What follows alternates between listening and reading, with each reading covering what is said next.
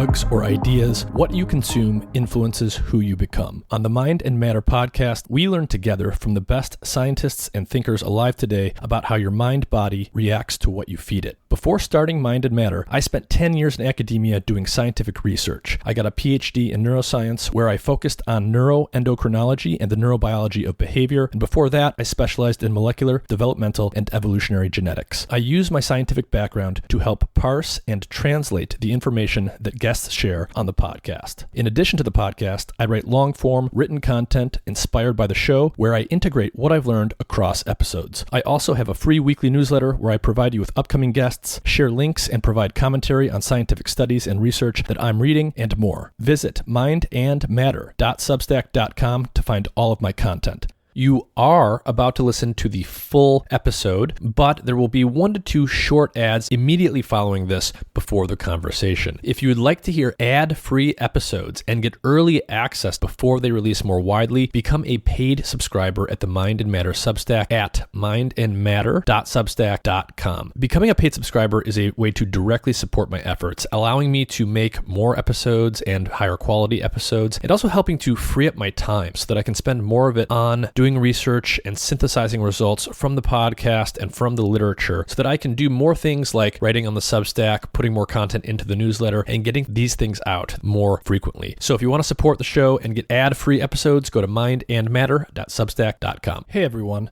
I want to take just a minute to tell you about a really cool health monitoring device I've been using called Lumen. It's a handheld, pocket-sized device with a sleek design. The Lumen device measures CO2 levels in your breath, which allows their technology to determine the extent to which your body is burning fats versus carbohydrates. Lumen helps improve your metabolic flexibility, your body's efficiency in shifting between using fats and carbs for energy. I use this device in the morning or before bed or after meals or after workouts to track my metabolism. With just a couple weeks of use, I learned a lot about which foods were causing my body to burn mostly fat, mostly carbs, or both, as well as how long I needed to fast and how hard I needed to exercise to promote fat burning. Being able to track whether your body is burning fat versus carbs will help you figure out how your body responds to your lifestyle and whether or not your weight loss and fitness strategies are actually working. Lumen is great for anyone looking to optimize their health for either weight loss or athletic performance. Their easy-to-use app allows you to track your results together with what you're eating and how you're exercising, and it syncs with other devices like the Apple Watch. Click the link in the episode description to learn more and use the code MINDMATTER, MINDMATTER, to get 10% off your Lumen device today. That's on top of the site-wide sale they are currently running, and the Lumen device is eligible to be paid for with FSA and HSA health accounts. Check out the link in the episode description for more info. Glad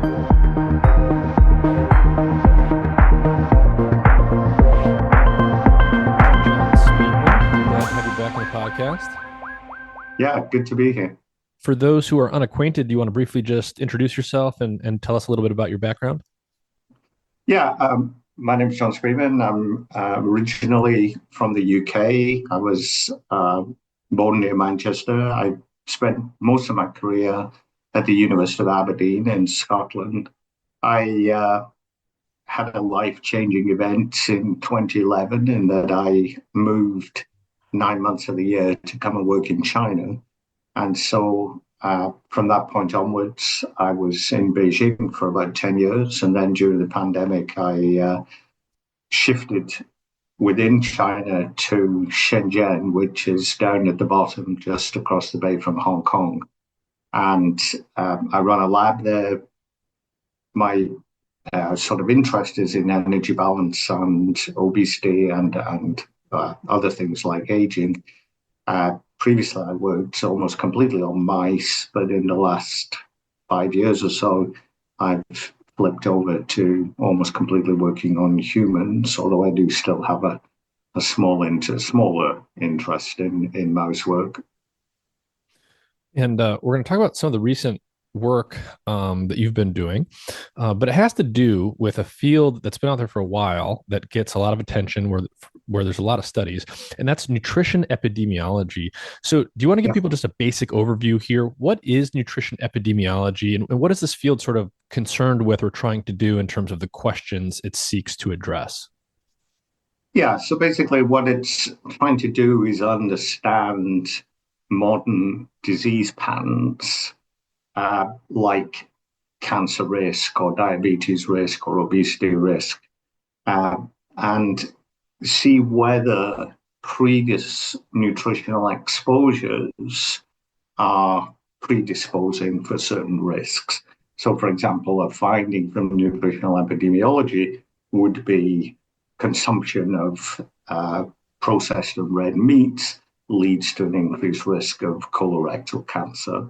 So that's the type of study that they do. So when, I mean, and these things come out almost daily at the moment, that there's something happens, in the literature, and then it's a big thing on media for 2 or 3 days. And there was one recently, for example, connecting coffee consumption with positive health outcomes. And I remember saying to my wife, oh, look, there's an article here suggesting that coffee has positive health benefits. And she said, yeah, just wait a week. There'll be another one coming along that says it's negative. Mm-hmm. So that's the real problem with these studies, is there's very little repeatability in them. And the reason for that is because of some sort of substantive issues with the way that the whole field is structured and the techniques that they use. Yeah. So when we hear about this stuff in the news all the time, on media, on social channels, scientists discover that there's a link between X food and Y outcome. This thing that you eat all the time causes this cancer or that disease, or conversely, this thing that you eat all the time causes some benefit. And what you're saying is these studies are numerous. They come out all the time. It's a huge field, but very often they actually contradict each other. So one study will say coffee is good, the next study coffee is bad, and so on and so forth. Yeah, exactly. And so one thing to think about is why these studies so numerous. Why are there so many of them? And the reason principally is because one of the main techniques they use is pretty cheap to apply. And so it's very easy for places that don't have substantial research funding to do a study that's a nutritional epidemiology study, because it's relatively easy to apply the core techniques that they use, and are not expensive to use. And so it's possible to go out and do a study for not much money. You just need a student and a computer, and basically you could do it. Okay, so the techniques are easy and inexpensive to do. So there's a lot of people doing them, even if they don't have big research budgets. Right. Let's talk about what those techniques actually are and how good we think they are. So what would be, just describe like a quintessential nutrition epidemiology study. What are they doing? How are they measuring things? And what does it look like? Well, maybe I should just explain the techniques, because there's 4 techniques, and you can't really say this is a quintessential nutritional epidemiology study, because they differ in exactly what they do, and some of them cross-validate the techniques and things like that. So one of the core methods that they use is something called 24-hour recall. So 24-hour recall consists of somebody's in a study, they've consented to be in a study, or they just randomly phoned up. And what somebody does is do an interview of that person's previous day.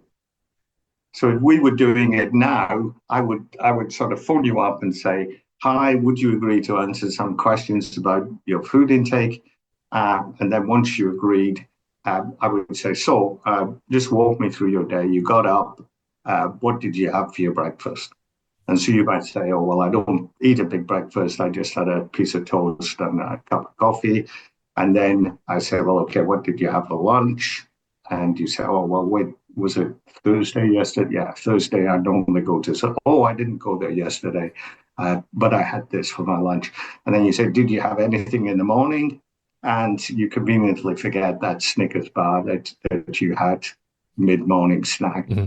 And so it's just like walking you through your day and you reporting everything that you do. Yeah. So if I forget something, or I'm a little bit embarrassed about something I eat and that doesn't make it in there, there's kind of no way to really know that. Yeah. So I mean, I think Herman Ponzer summed up these surveys the best when he said, like, it's like asking people, how many times did you have impure thoughts about Brad Pitt? Everybody underestimates. So it's exactly this situation that people miss things out. And that may be deliberate because they don't want to reveal what they've been eating, or it may just be a memory lapse. You just genuinely forgot. You know, you know, maybe every few days you eat something, but you couldn't remember whether it was yesterday or not, so you didn't report it. Mm-hmm, mm-hmm. So they tend to. I mean, it's pretty well established in the field that they tend to underestimate what the actual food intake is, and we can come People back tend to to say why they people tend to say they ate less than they actually did. generally there's very little over reporting. Mm-hmm. So normally, and that's why it's been thought to be generally a memory issue that people just forget because you're not logging that information. Right. And so to kind of get over that, another technique was invented called the food intake diary. So this now is a technique where the person just has a small diary with them, and each day they write down what they ate. So you, instead of me phoning you up and say, what did you have for breakfast yesterday? You get up, you have a little diary, and you write down a cup of coffee and a piece of toast.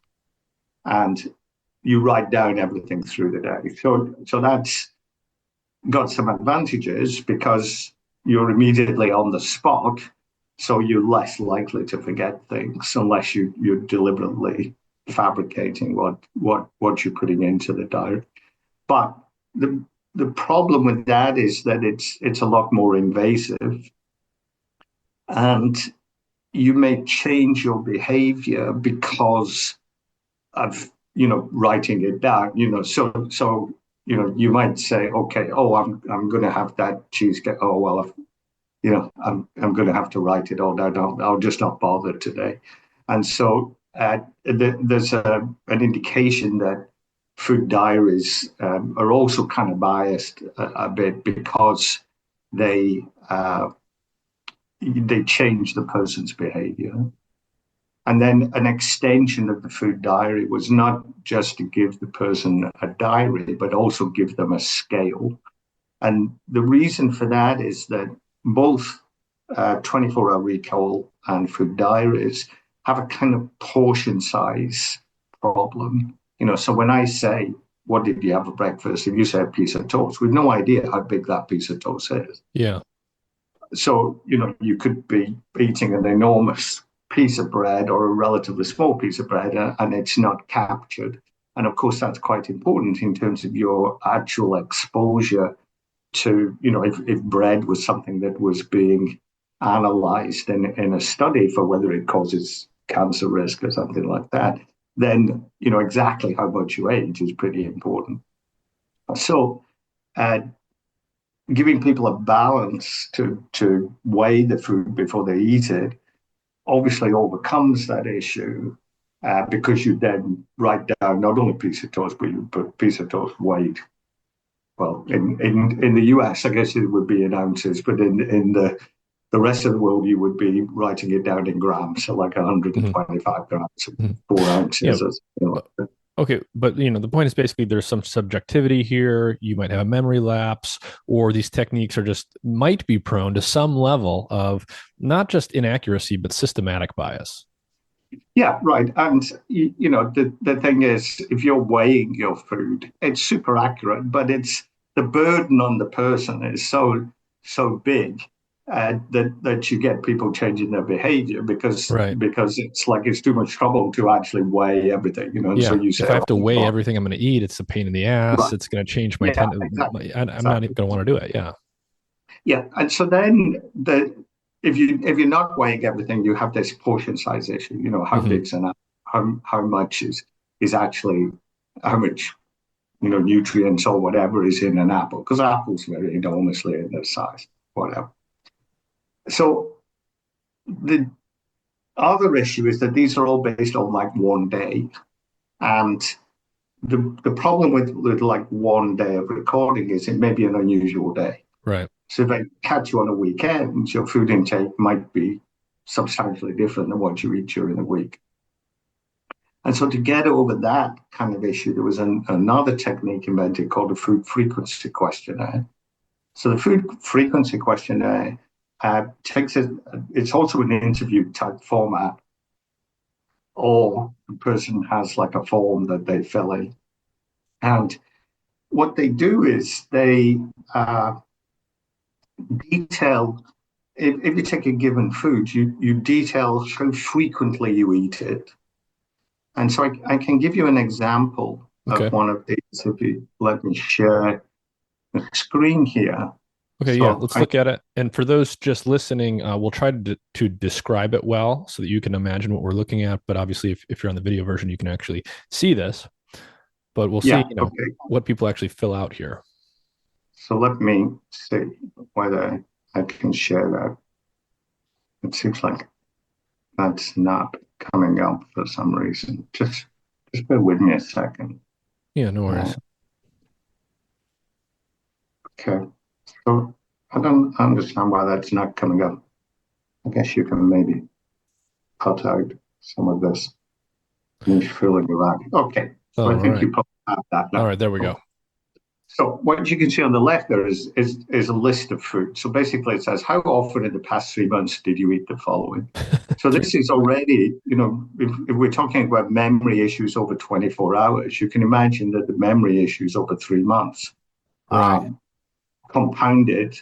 And then, you have these very broad categories, less than once a week, 1 to 3 times a week, 4 to 6 times a week, or more than daily. And people just put crosses in there. Okay, I eat beef 1 to 3 times a week. Uh, what's really interesting is what's done with that data. So in this form of a food frequency questionnaire, that data is converted into a daily frequency of intake. But it's ridiculous because you take a speculative kind of I eat it 1 to 3 times a week, okay, which is already very vague. And Yes. then that's translated, if you look on the beef line, 1 to 3 times a week becomes a daily frequency of 0.285. Right, Okay. right. And there's assumptions baked into that. So you're taking a coarse grained and subjective input of data, and then you're actually making it less accurate than it already is by doing these transformations that rely on you making Right. assumptions.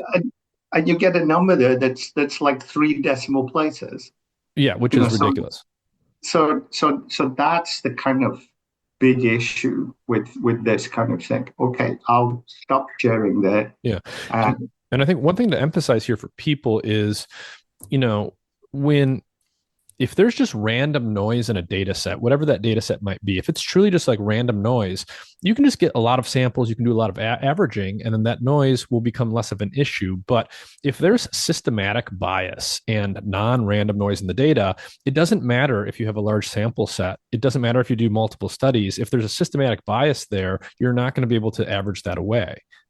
right. So the other issue is that you take these numbers, like a piece of toast or beef 1 to 3 times a week, is what the portion size is. So there's a lot of uh, extra kind of work to go from that number actually to a portion size to then judge what the exposure is. So you end up with a number that is pretty inaccurate. Yeah. And like you've said, that might not be an issue if you've got a big enough sample and it's just random kind of biases that are in there. But if there's any systematic bias in terms of what you omit or what you underestimate you're eating, that's always going to feed through as a problem. And So so, there are two. Sorry, so go on. well, I just wanted to ask you, so there's a lot of these studies out there, and as you said, they're cheap in one sense, that they're very easy to do. You don't need a particle accelerator to do a food frequency questionnaire analysis. What do the people, there's so many of these studies at big name universities like Harvard, they get a lot of attention, and there is a lot of funding that goes towards making this stuff possible.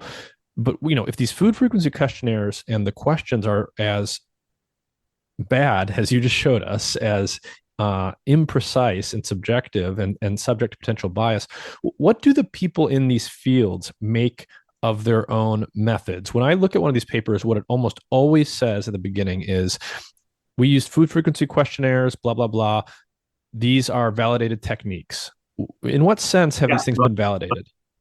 yeah. So that, I mean, that's a really interesting kind of statement, and it's good that you point that out. So what has been done in the past is uh, they've used like two techniques uh, and applied them to the same people. So a classic example, since you brought up the Harvard people, the nurses study that's done by the Harvard Nutritional Epidemiology Group is a classic case where they've used food frequency questionnaires, but they've also done four 24-hour recalls on the same population, or it may even have been diaries. And what they say is that when we compare those, the correlation coefficient between the two is somewhere between zero point 0.4 and zero point 0.7. And therefore, there's a trend for when somebody says something on the food frequency questionnaire, it's also there in the diaries, and therefore these are validated against each other. But I mean, it's you know, it's not really a good validation because they're both somehow tainted by the same problems. So like 24-hour recall has got a big memory issue, and food frequency question has got a big memory issue. So if that memory issue is the same, you're going to end up with a correlation between the two just because people are forgetting the same stuff in both surveys. Right. So it looks great when it says they validated questionnaires, but the validation is not particularly great. So when they say that we've validated things, that's what they mean. It's like we've used this noisy technique and this one, and they're correlated with each other. That does not mean, I just want to emphasize this for people up front. Like, obviously, that does not mean they've actually measured directly what these people are eating and what the nutrition content is. They're not doing that at all. Absolutely. And, I mean, it's you can't validate one poor technique with another poor technique. And it is surprising that there's any correlation at all, given how inaccurate they are. But an R value of zero point 0.4 is really not very good. No, that's not that strong. Yeah. So it's barely there, and it's only significant because there's a big sample size. So I don't think that really gives us much confidence that the methods are particularly great. But I think there's another point that's worth just making is that individual food intake is pretty variable on a day-to-day basis. Yeah. And so there have been attempts to try and measure that. So if you look at, for example, people who are brought into a residential setting where you can measure exactly what they eat, the variation from day to day is about 30%. And so even if you had a technique that was absolutely 100% accurate, it's inaccurate because you only measure one day. Okay, so you can be up to 30% out for what the person routinely eats just because of that day-to-day variation. And the way that shakes down is that if you want to improve that precision, if you want to, narrow that down, you have to do repeated days. And so it turns out, just the way that the maths works for the coefficients of variation, is that if you want to reduce the error from 30% to 5%, you need to do about 35 daily recalls. You want to get it down to 10%, it's about 15. So you'd have to do an awful lot of these daily recalls before you got to something that was a good estimate of what the people were eating. And that's if you've got a tool starting out that's 100% accurate. So even if these tools were 100% accurate, they're not applied frequently enough. So very, very often, these studies, they apply a 24-hour dietary recall once, and then 15 years later, they say, okay, this is the link between consumption of coffee and heart attacks. Yeah. And there's a whole there's layer upon layer of things we could talk about here. Like obviously, even if you could measure everything accurately and we both ate 6 ounces of the same food, I might cook it differently than you. I might prepare it differently. It's not going to be the same matter Right. going into my body. And so these studies are poorly done, in my opinion, and I think your opinion and others as well. And this has been known for quite a long time, but I guess what the study that we're going to come to from you is you guys kind of quantified exactly how bad and what kind of systematic biases are actually introduced by these techniques. Is that right? Well, okay. So I think we've got to go a little bit to the motivation of the study. So I mean, the motivation of the study is not to make these things look bad. The motivation of the study is actually to provide a tool that people who are using these techniques can use to make the technique better. So this is a kind of a way of potentially improving what people do when they use these food frequency questionnaires or particularly 24-hour dietary recall studies that can just help screen the data to pull out things that are obviously ridiculous. So that's basically what we're trying to do. I'm not trying to diss these studies. I'm trying to help the people who do these studies to do something a little bit better. Uh, yeah, we can talk. We'll circle back to that question. We might have some differing views there, but let's walk people through what you actually did. Yeah, I mean, Well, just to say it up front, I don't think people should be doing this work at all because I think it's that ridiculous. But okay. what did you do? Okay, so let's go back to the 1990s. Okay, so in the 1990s, there was a kind of recognition that these studies were they have a problem, and you know these all the things we've just spoke about have been known for 40 years. I mean, this is not anything new. So in the 1990s, people hit on this idea and they said, okay, one thing that people get from these studies is the daily energy intake. Hmm. So if you're recording a group of foods that are being eaten, you can multiply those up by the energy content of those foods, and you can get an estimate of what the daily food intake is. Yeah? So we have another technique that we can estimate the daily food intake. And so the idea was, okay, let's use that other method to compare what the estimated energy intake is to this other completely independent method. Hmm. So this is a kind of validation, but not using another technique that depends on memory. Yeah. So the extent to which these things match up or don't match up is going to tell you something about how Right, accurate the one technique is. right, exactly.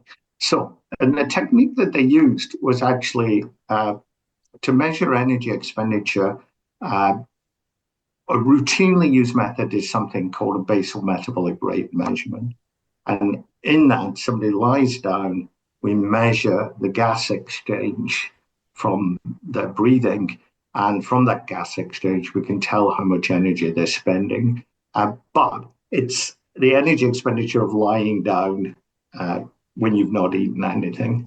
And so the question is, how much greater is your actual daily energy expenditure compared to that low level? And a number that's kind of banded around is about 1.6 times your basal metabolic rate. So a couple of scientists from Cambridge University in the UK said, well, okay, 1.6 is normal. We don't believe that anybody could actually be alive with a value less than 1.35. And so what they said was, if your food intake record is less than 1.35, then the predicted BMR for that person, then it's likely too low. Did that make sense? Yes. I mean, yeah, but also, the word likely is doing a lot of work here. Okay. So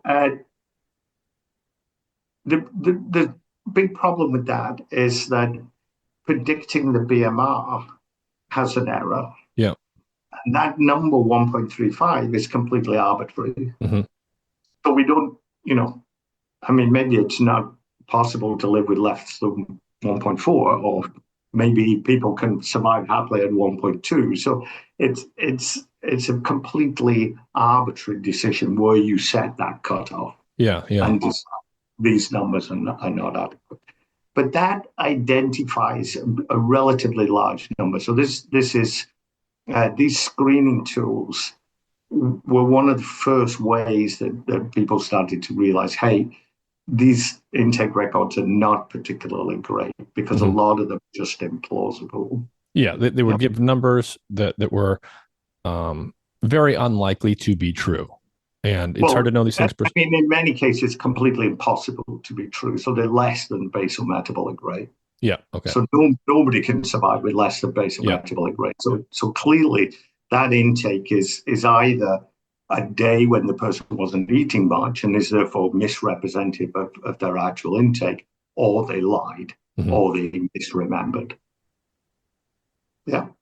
So that was a technique that was invented in the 1990s, and is still available today. And the paper that Goldberg and Black published has been cited more than 1,000 times and used in more than 1,000 studies. But there are probably 70,000 studies, so it's still not used very often. Lots of people know that technique's available and they don't use it. Yes, I mean, just okay. I mean, yeah, one wonders why, but yeah. I mean, there's no reason not to. To me, it's just like, okay, this is all just. This is not even a real field of study, in my opinion. But what did you guys do with this doubly labeled water experiments? What is that? Yeah, that's sort of your wheelhouse.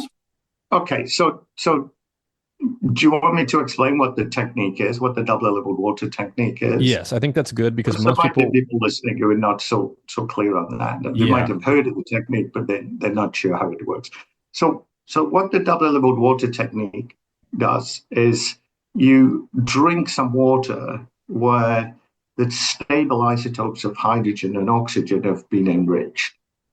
And they're completely safe, they're stable, there's no radiation involved. You drink that water and it floods into your body, into the water in your body.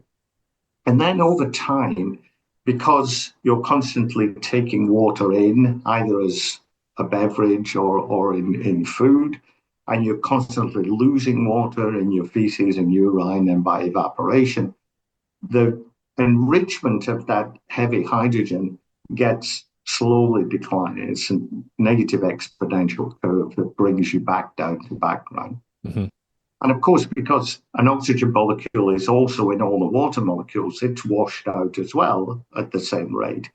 But it's also washed out by another process, which is breathing in oxygen and breathing out carbon dioxide. And so there's a divergence in the elimination of the two isotopes.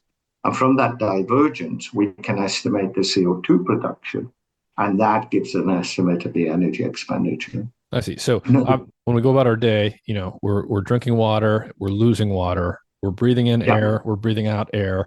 And based on the rate that these isotopes go away because of the natural cycling of water and oxygen through our breathing and through our bodies, you guys can measure those things. And then we don't need to get into the details, but that measurement tells you something about the actual metabolic rate of that person. Yeah. So the classical technique for measured metabolic rate is called calorimetry. And so we can work out how good this technique is by comparing it to calorimetry. The beauty of the method is you drink the water, you can go away for 14 days and just do your own thing. Forget it's easy to do, non-invasive. Yeah. So it's easy for the person to do. There's no burden at all, really, for the person. And we can collect urine samples, and from those urine samples, we characterize that water. If you compare the method to simultaneous indirect calorimetry, the accuracy is really good. So the accuracy is about 0.5%. It's great, but the precision isn't so great. So it's about 7%. So maybe I should explain accuracy and precision. So an individual measurement let's say I make a measurement and I'm 5% higher than my expenditure, my indirect calorimetry expenditure. You make a measurement and you're 5% below. Averaging those out, the accuracy is zero. There's zero error in the average across us two, but we're both 5% out. So if you take the average, removing the sign, the precision is 5%, but the accuracy is zero. So when we do that across a group of people, and it's now been validated in about 60 people, the average is less than 1% for accuracy, but the precision is about 7.5%. So when I make an individual measurement on somebody, we know it's got an error of around 7.5%. Got it. So because that technique gives you an estimate of the daily energy expenditure without us having to make any kind of guess of what this factor is above BMR, you could use that to predict somebody's energy expenditure. So you could say, okay, let's measure a bunch of people, get a predictive equation, and then we can apply that to all the people who do the survey. Yeah? And then you could see whether they were under or above what the prediction was. And that idea was actually in a paper around about 2000 out of Susan Roberts' lab in Boston. Vinken et al. is the paper, and they proposed this approach. But the problem was they had relatively few measurements by doubly labeled water. The technique's relatively expensive, and they only had 80 measurements, and they actually didn't have any measurements of adult males in the sample. They had some old males, adult males. They didn't have any males between 18 and 60. They had some older males, but they had a good population of females. So the problem was the equation's not particularly great in that situation, but the idea is good. And so what we've done is about, maybe nearly 10 years ago now, the main users of the doubly labeled water technique came together and created a database of values.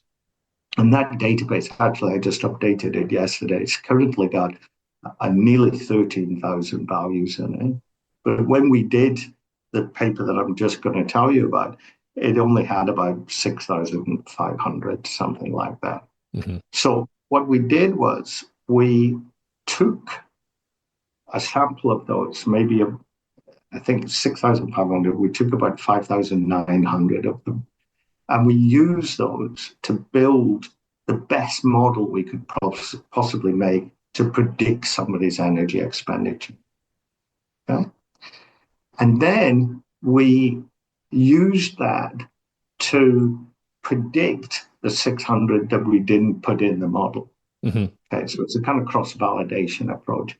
And what we showed is that the accuracy, again, was really good, and the precision's about 12%, something like that.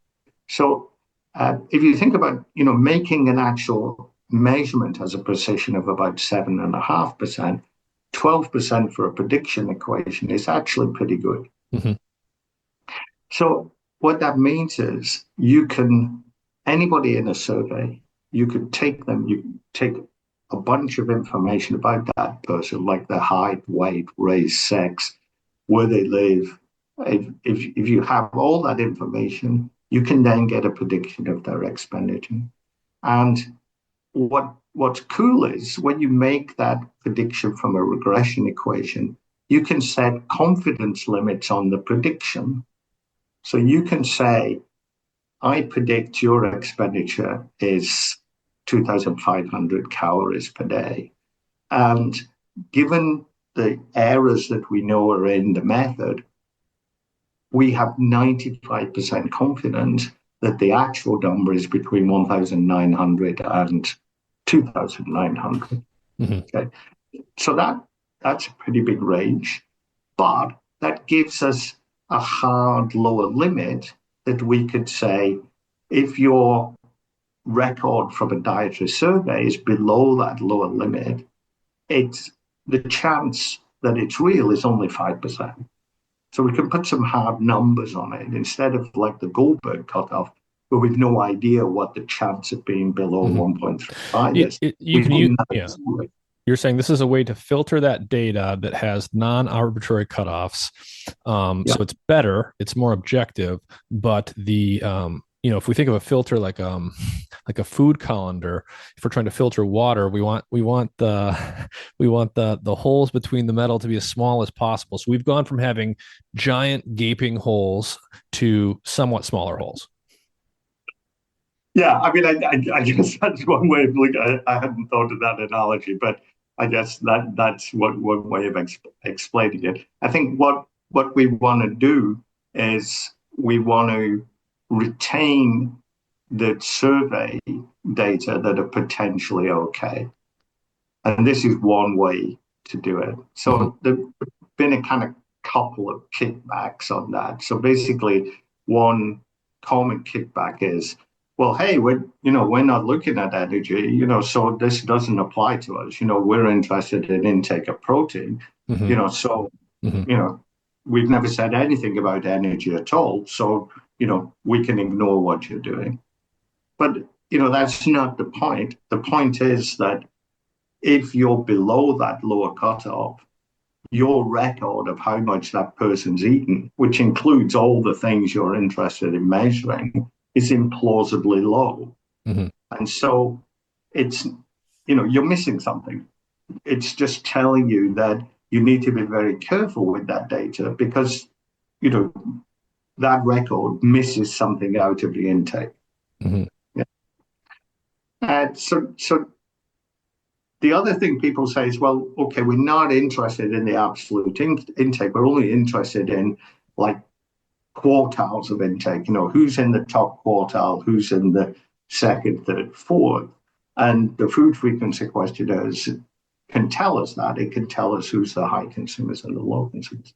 But that's actually a kind of fallacy because, the whole thing about these exposures is the absolute exposure. So if I said, okay, I've got a population here and the top quartile smoke 2 packs of cigarettes a day. Right. And the bottom quartile smoke only half a pack of cigarettes a day. The link that you would build there between that exposure and cancer risk is completely different if you had a population that was going from 0 to half a pack a day. Right.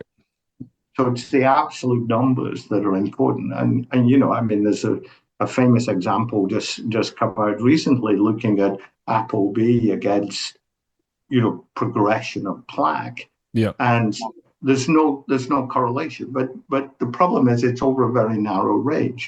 So if you have a narrow range in your population, you're not going to pick up the effects of these exposures. So just saying, okay, we're only looking at quintiles. That's, we can ignore what you're suggesting. Yeah. No, I think the smoking analogy is good, and people will get that intuitively. Like, if I do a study and I'm looking at, people who smoke 2 packs a day compared to people who smoke 1 pack a day, I'm going to get very different results than if as John said, you look at the full range of what's out there. People who smoke not at all, who smoke just socially, all the way up to 2 to 3 packs a day.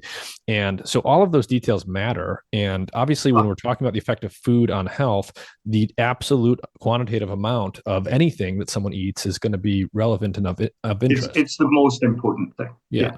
So then the other thing that people say is, well, okay, although my food intake record is implausibly low, it is representative of what the person actually ate.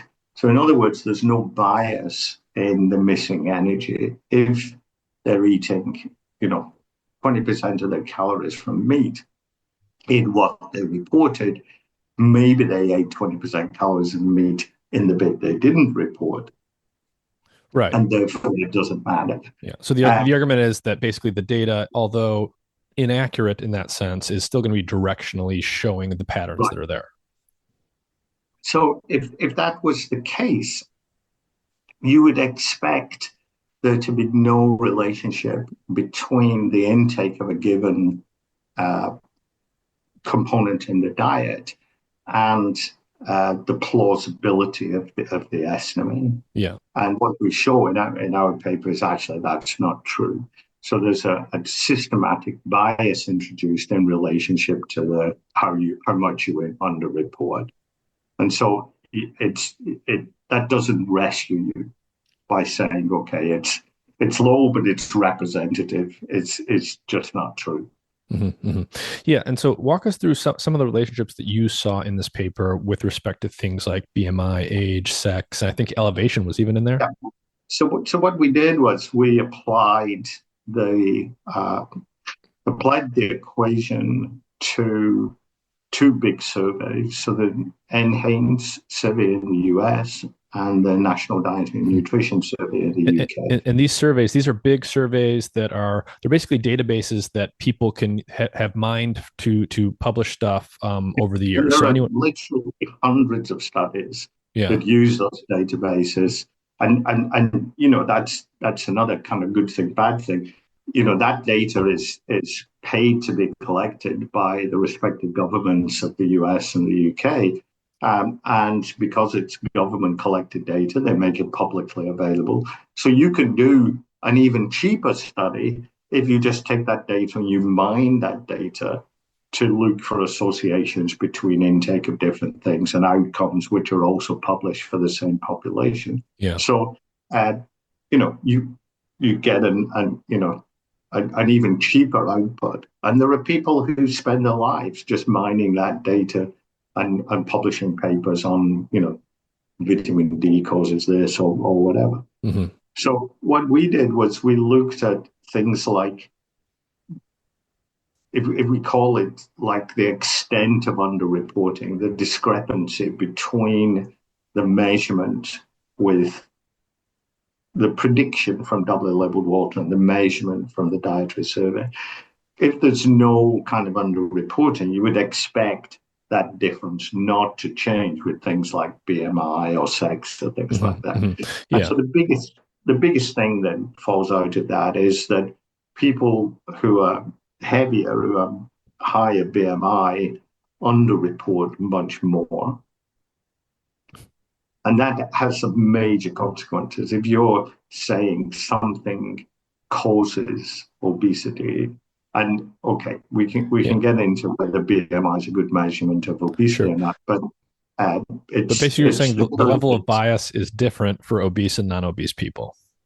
Yeah. So, and it gets progressively worse the higher your BMI is. So the consequence of that is if you then try and link an exposure to somebody's BMI, you're systematically biasing what you're measuring. So then you can say, let's take an example. This is not from the data, but let's just take an example. If people underreported their intake of fruit, for example, as they got bigger, you would make an association between healthfulness of eating fruit and it protecting you from obesity, but it wouldn't be true. Right. All it is that people who are larger tend to underreport eating fruit. Yeah. You're basically saying that your results show that these sort of statistical mirages are bound to show up in data like this.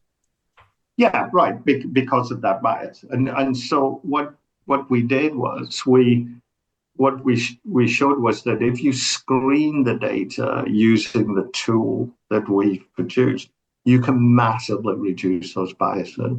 So by only including data that are plausible, then that bias with the BMI it's not completely removed, but it's massively attenuated. And so the consequence of that is that what we've provided to the field is a tool that they can use to improve the survey work. And it's relatively cheap to do because all you're doing is some calculations and you can do it retrospectively.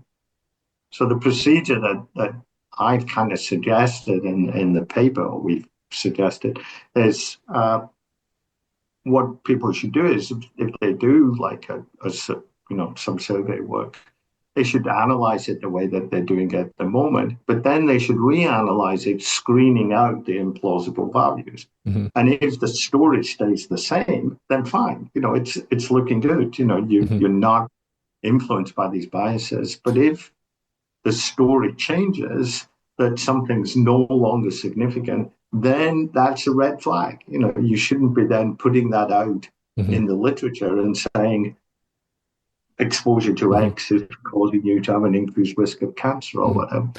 But when you find those associations that are significant, that chocolate causes you to live forever or whatever the result is, and Newsweek is calling you to talk about it, and you get to publish it in a paper, and maybe you get promoted at the whatever school of nutrition epidemiology.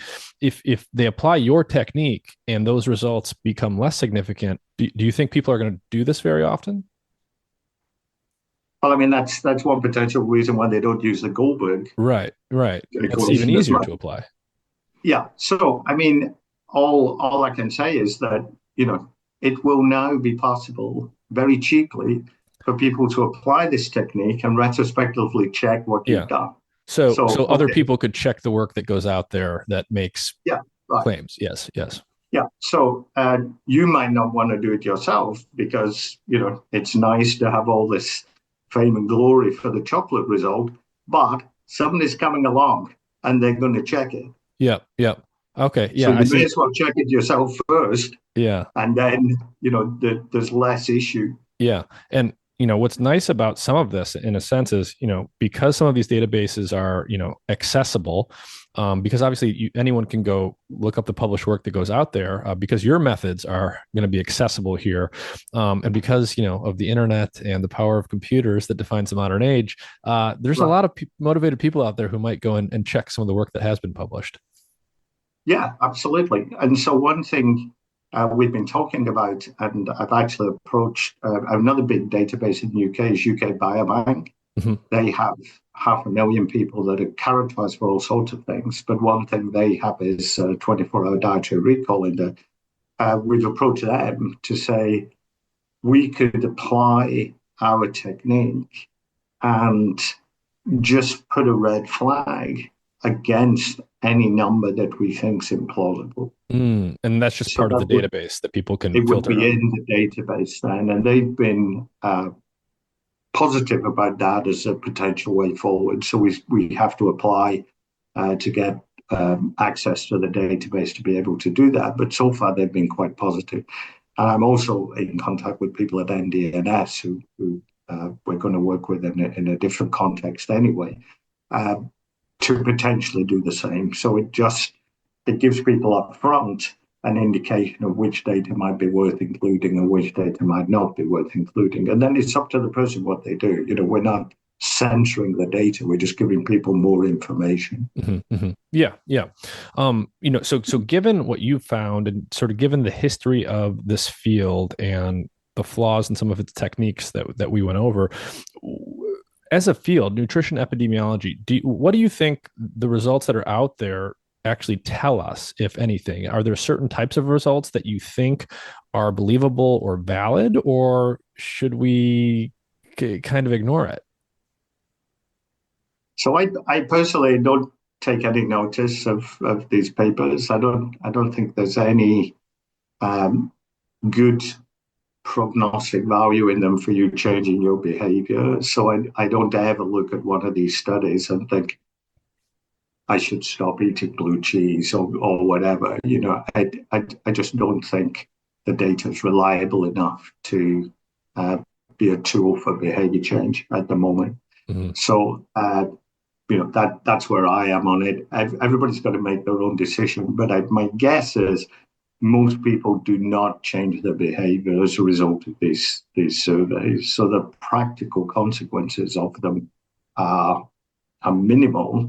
And the reason behind that, I think, is because they are so variable. So you get so many varied results that people just say, well, okay, look, I gave up coffee last week. Now I'm being told it's really good for me. What do I do? And so people just switch off at the end of the day and they don't do it. Yeah, because this stuff is out there. There's so much of it, and it goes in every direction that it can just be confusing and overwhelming, but also like people can, when you get contradictory results, people can selectively pay attention to one or the other depending on what they would like to be Yeah, true. right, right. So that's why I like the coffee is healthy result. Because I mean, I have an intrinsic bias towards drinking coffee, but you know, I think the way the field is evolving is actually quite interesting because these techniques are they're cheap, but they're old. I mean, they've been around for 50, 70 years. And there's no real big development of them. And I think as we move forward, what's happening is people are realizing that there are new technologies coming that we could potentially use. And so there's been a big shift towards people using photo diaries. So basically, you just use your smartphone and take a picture of everything that you eat. Hmm. And in theory, that should give you a more accurate result. It depends, of course, on people photographing everything, which is potentially an issue. And also, you have to identify what's in the photo. And there has been some kind of development of AI techniques to identify what the foods are. So you just take a picture and then you give the picture to an AI, and it says, "Okay, well that looks like some fries and a burger and whatever." So I mean, there are some uh, potential. I mean, we've used that as a technique to look at food intake of people with extremely low BMI and shown that they eat quite a bit less food than people with normal BMI. Uh, it's not completely accurate because building an estimate of the weight of the food from a 2D picture is quite hard. But other people are doing this as well. But one thing we're doing is collaborating with uh, a company that changes your phone into a 3D scanner. So it uses the LiDAR function in an iPhone. So Hmm. LiDAR is a near infrared laser Yeah. that your phone produces to work the autofocus. Okay, so when you autofocus on somebody's face, what's happening is it's shooting out an infrared laser and it bounces off the person and then focuses at that distance. So that's how autofocus Yeah. works. But Yeah. you can use that LiDAR to measure the distance between the phone and any point, and you can Yeah. produce a very detailed picture of a plate of food. Hmm. And you can estimate the absolute volumes of those bits of food, and then use an AI to identify what the food I items see. are. So technology is getting to a place where maybe in the not so distant future, I can sit down to dinner. I can point my phone at my plate. I can then eat my dinner and finish it, point my phone back at the plate, and we can Right. calculate with some accuracy what I consumed. So with some accuracy is the way to say it. At the moment, it's not fantastic, but it's probably better than you saying I had a portion of fries. Yeah, so Yeah, it, I it think I gives you remember eating 2 portions last Wednesday. right. Yeah. Okay, so exactly. If you have that picture, I mean, it's a bit more burdensome, but it's less burdensome than having to weigh all the food items. Yeah. And I mean, we can be certain that, I don't know if it's tomorrow or next year or 10 years from now, but technology moves pretty quickly and the techniques will Right. probably get pretty impressive at some point. Yeah, I mean, I've been amazed at how good these 3D images are, because when you first look at them, they just look like a plate, but then you can rotate them and you can look at the plate from different angles, and it's a pretty good representation of what's on there. So I think that will move that side of the field forward. But I think, what we probably ultimately will move to is also not trying to better quantify what's going in, but quantify what comes out. Yes. So Yes. everything that you eat appears at some point as feces and urine. And so there are techniques out there. For example, if we look at urine, we can already look at the nitrogen 15 signal in the urea of the urine and make an estimate of how much meat you eat. Yeah, and I guess tied to that is another complication in this whole sort of stack of things that we've talked about is even if you had perfect measurements of what someone consumes, and even if you had perfect measurements of the content of all that food, you still don't know how much their body's actually absorbing of all of the different nutrients. Someone could have gut issues that Yeah, prevent them from absorbing something that someone else can absorb, and all of that stuff.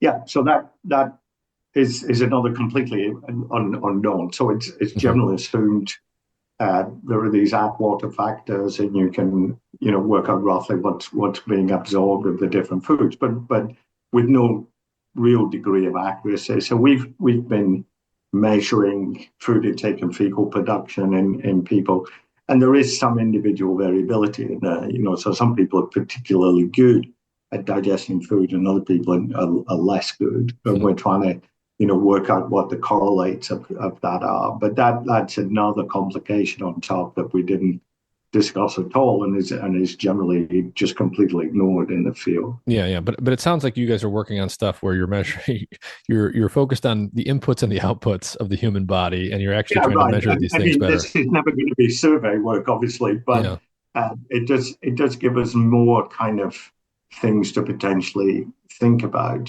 So taking a spot urine of a person is not a very onerous thing to do, and so Hmm. you could survey large numbers of people with that technique, and if you can get information from stable isotopes in the urine, or to give an indicator of what they're eating, then you can cross-check that against the survey. So it just gives us another tool to see how good the Hmm. surveys Hmm. are. And there's some of that already been done, so there is some biomarker validation of survey work. Hmm. And so, John, let me just ask you, as from your position as a researcher, and based on everything that we talked about and what you've done, what would sort of be your general advice or takeaways that you would leave the average person with in terms of how much they should or shouldn't pay attention to the headlines that are out there all the time around, different foods or different nutrients causing this or that outcome? I think it's extremely difficult because obviously most people are not going to go and read the papers. Hmm. So it's very difficult to give advice, because to really judge how good something is, you need to actually know what the techniques are that they applied. And, you know, then, you can then make a judgment as to whether, is this likely to be true or not. There are some great studies out there where people have done randomized controlled trials where they've given people different foods. I mean, there was one recently looking at vitamin D, but Deirdre Tobias's group. So these are great studies, and these really give you the information that you need to tell you whether you want to change your diet or not. Those are the ones to look for. So the things to look at are: does it say in the title randomized controlled trial? Hmm. If it says that in the title, it's a good study, and you should probably pay attention to it. If it looks like it's based on survey work, I personally don't pay any attention to the outcomes of those studies, because I don't think uh, they're accurate enough to do things. And so the red flags for me is: how long was it between the survey and the outcome? Hmm. And how many times did they assess the diet? Is can you really tell a link between cancer risk 15 years after 1 day of intake? I don't think you I can. don't think so. Yeah. It doesn't make any sense. And so changing your behavior on the basis of that 1 day of intake 15 years ago, it's crazy. I don't think it's worth doing that. All right. Well, John Speakman, thank you very much for your time and for doing this from, you're in China right now? Yeah, I'm Yeah. just about to go off to work. I guess you're just about to go off to bed. Yeah. So Well, I have to eat so, dinner. Yeah. Um, so if people are interested, maybe I could just say where the paper is. So if yeah. people are doing survey work, and they want to explore it. So it was published in Nature Food, and it's got a title something like "Predictive Tool for screening survey work or something like that based on 6,500 doubly labeled water measurements. Yeah, predictive equation derived from about 6,500 doubly labeled water measurements enables the detection of erroneous self-reported energy intake.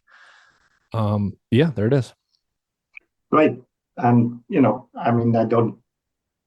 I hope people will use it. I think our goal is to help people in this field to do better work. It's not to diss the methods. It's to try and improve the methods to get better science. All right, Dr. John Speakman, thank you very much for your time. Thank you.